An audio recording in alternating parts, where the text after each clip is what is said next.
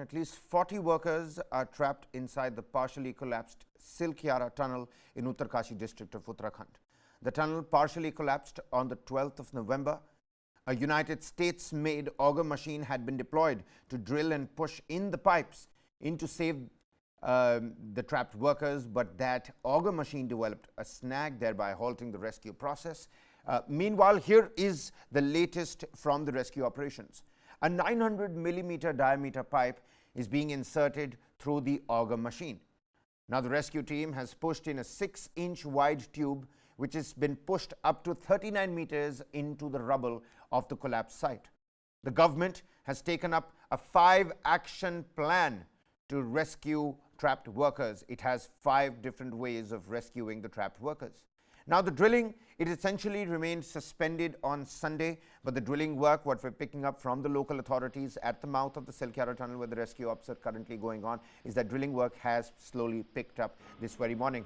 Now, experts, meanwhile, have warned about the possibility of a further collapse near the tunnel site. That is again something that people and the local authorities are being wary of. The people, the local authorities, these are more than 5 different agencies that are working round the clock on the ground for the rescue of the trapped workers in Uttarkashi. Meanwhile, Nitin Gadkari, the highwayman, the Minister of Transport and Highways in the country, he visited the tunnel site to take a stock of the rescue operations. He says that there is light and ample space inside tunnel and victims are able to move around.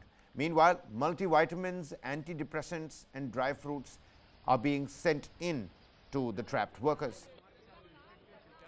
Now, after Union Minister Nitin Gadkari's on-site inspection at the Uttarkashi tunnel on Sunday, Uttarakhand Disaster Management Secretary Ranjit Sinha, he said that a 900 millimeter diameter pipe is being inserted with the help of an auger machine.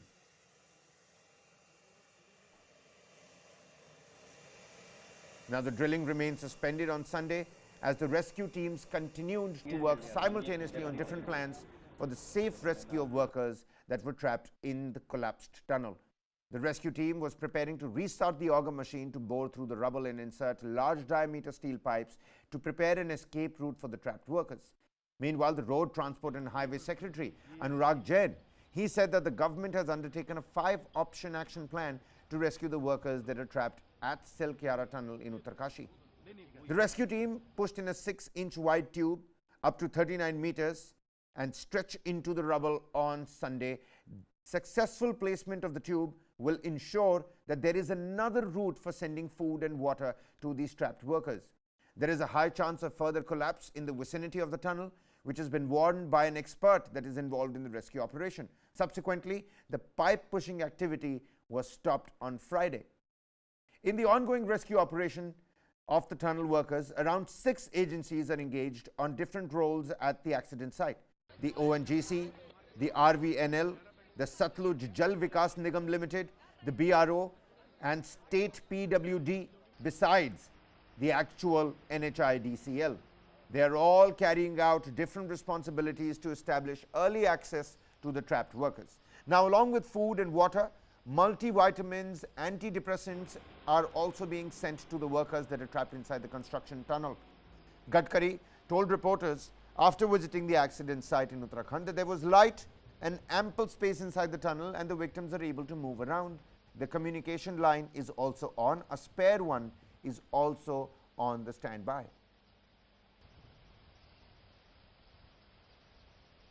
इस आपत्ति का मुकाबला हम सब लोग सब प्रकार के प्रयासों से कर रहे हैं। जो अंदर में जो लोग बैठे हुए हैं, जो अटके हुए हैं, उनके प्रति भारत सरकार को, उत्तराखंड की सरकार को और देश की जनता को उनकी सबकी बहुत चिंता है और हमारी सर्वोच्च प्राथमिकता है कि किसी भी प्रकार से उनकी जान बचाए, उनको बाहर निकाले। आज करीब 2 घंटे मैंने हम लोग सभी कंसर्निंग ऑफिसर जो यहाँ काम कर रहे हैं उनके साथ सभी प्रयासों के बारे में टेक्निकल चर्चा हुई। इसमें विशेष रूप से जो टेरिन है हिमालय का, इसमें एक प्रकार का स्टार्टा नहीं है। जियोलॉजी में अलग अलग रॉक के लिए अलग अलग प्रकार का हार्डनेस होता है, जैसे talc, gypsum, calcite, apatite, orthoclase, quartz, corundum, diamond. तो डायमंड सबसे हार्डेस्ट मटेरियल है। यहाँ क्या है कि बीच में सॉफ्ट है, एकदम हार्ड है, तो स्वाभाविक रूप से दिक्कतें बहुत आ रही है। और हमने अभी इसके लिए करीब 6 विकल्प लोगों ने दिए, 6 ही विकल्पों पर काम कर रहे हैं। भारत सरकार की अलग अलग एजेंसीज हैं जिनको जिम्मेदारी दी गई है, पीएमओ से भी विशेष रूप से यहाँ ध्यान दिया जा रहा है। उत्तराखंड के सरकार, उनके मुख्य सचिव और उनकी पूरा सहयोग है, और NHIDCL ये भी इसमें विशेष रूप से हमारे महमूद करके एडिशनल सेक्रेटरी जो मैनेजिंग डायरेक्टर वो भी काम कर रहे हैं। यहाँ आसपास हिमालय में जहाँ प्राइवेट सेक्टर में चोजिला टनल का काम चल रहा है, बाकी टनल का काम चल रहा है, उन प्राइवेट सेक्टर में भी टनल के काम करने वाले एक्सपर्ट जो थे उनको भी यहाँ बुलाया है, जो BRO के थे उनको भी बुलाया है। इसमें सबसे पहली बात यह है कि जो लोग अटके हुए हैं अंदर में, उनको हम मेडिसिन और विशेष रूप से जो फूड है वो उनके पास पहुंचा पाए और उनसे कम्युनिकेशन प्रस्तावित करें।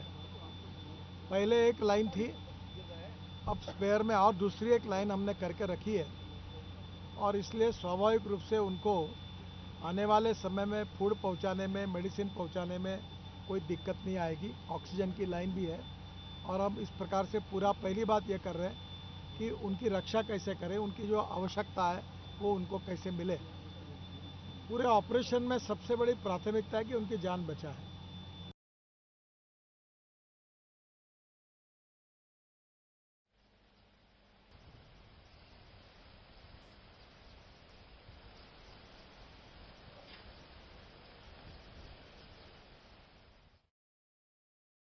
Well, now the Ministry of Road Transport and Highways has issued an explanatory video telling all about the tunnel collapse and what all steps are being taken to rescue the trapped workers. For all those that want a better understanding of what has actually happened, where exactly in that big portion of the tunnel are these workers trapped, where is the debris of the collapse, and what all is the army doing around this particular tunnel, here's the explainer. Take a look.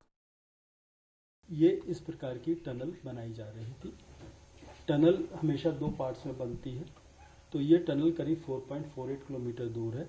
इस shape की tunnel है, बीच की wall से वो separated होनी है। अभी under construction tunnel थी। ये सिलक्यारा का सिरा है, सिलक्यारा एंड है।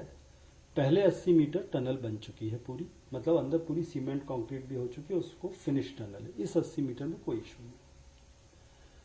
इस 80 मीटर से लेके लगभग 300 मीटर तक के पॉइंट पर बीच में जियोलॉजी थोड़ी सी वीक थी, तो करीब 4-4.5 साल पहले इसके ऊपर जो स्टेबलाइजेशन के लिए लेटेस्ट फ्रेमवर्क होता है वो लगा के छोड़ा गया था।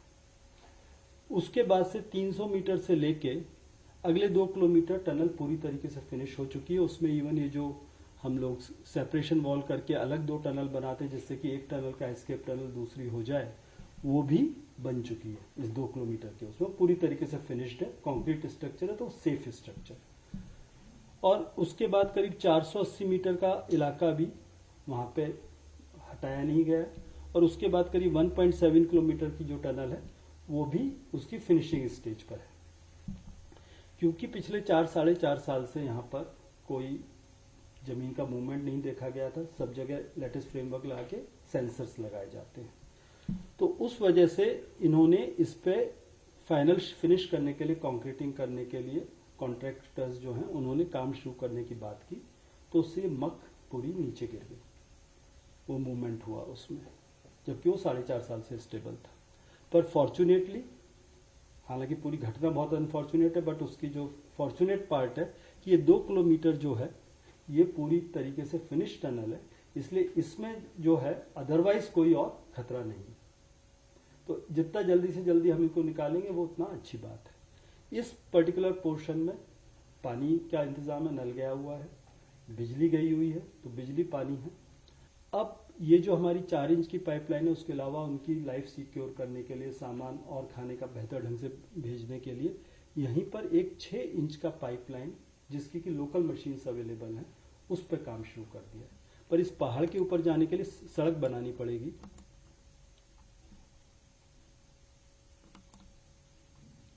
पहाड़ के ऊपर जाने के लिए सड़क बनानी पड़ेगी। सड़क बनाने का काम बीआरओ कर रहे हैं। कल ही जब ये सुबेरे फैसला हुआ, शाम तक बीआरओ ने इस पॉइंट तक पहुंचने के लिए 50% के करीब सड़क रात में पूरी कर दी है। उम्मीद है आज शाम तक उनकी सड़क बन जाएगी। उसके बाद ये जो लाइफ लाइन के एडिशनल सपोर्ट के लिए वो काम हम लोग शुरू कर पाएंगे।